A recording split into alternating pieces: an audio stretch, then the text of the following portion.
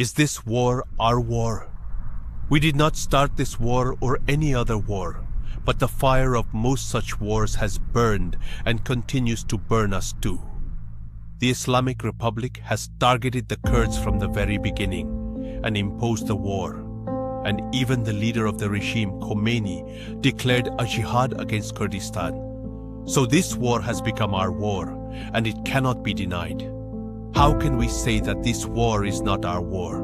When the Islamic Republic bombs the camps of Kurdish parties and the shelters of Peshmerga and refugees every day, when the children of Kurdistan are executed and our land is targeted.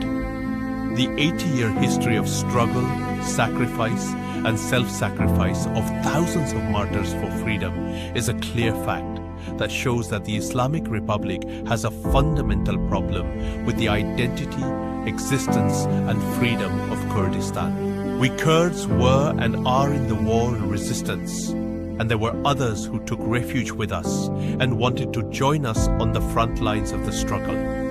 Therefore, the struggle and resistance belong to us, the Kurds.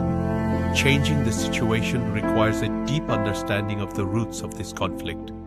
This is not just a struggle over power or borders.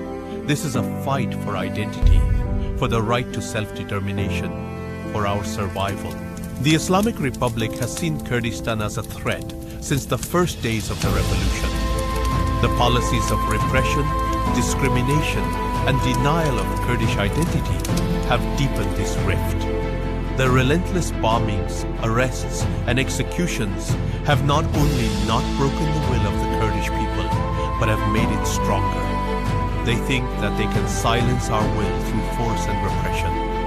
But history has taught us that the will of a nation for freedom is stronger than any bomb or bullet. We have witnessed how the people of Kurdistan have stood firm against all odds.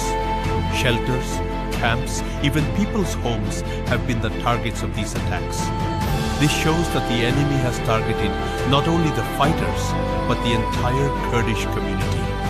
They want to destroy the spirit of resistance in us, but they are wrong. Every bomb, every bullet, every execution lights the flame of hope in our hearts. Every martyr we give inspires future generations to continue on the path. This struggle is the legacy of our fathers and mothers, the legacy of those who sacrificed their lives so that we can speak of our right to live freely today. By denying our identity, by trying to destroy our language and culture, by preventing the progress and development of Kurdistan, the Islamic Republic is actually destroying its roots in this land. With these actions, they are further and further alienating themselves from the people of Kurdistan. This alienation is only for our benefit, because the more they oppress the Kurdish people, the more the people of Kurdistan are driven towards unity and resistance. This war is our war because our honor, our homeland, and the future of our children are at stake. When we look at the photos of our martyrs, when we look at the faces of our children who dream of a better tomorrow, when we listen to the painful voices of our mothers, we understand that this war is not just an armed war. This war is a war of wills. It is a war of right and wrong. They want to separate us from our history, deny our identity, and introduce us as a rebel group. But the 80-year history of our struggle is proof that we are fighting for our basic human rights. Understanding the fact that this war is our war is the first step to victory. When we accept this truth, when we maintain our unity, when we do not give up on our ideals, then we can hope that one day we will achieve freedom and justice. The Islamic Republic is trying with all its might to separate us, to undermine our unity. But we must know that our unity is our greatest weapon. This war is our war because we have no choice but to resist.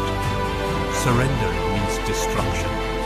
The destruction of identity, the destruction of culture, the destruction of the future.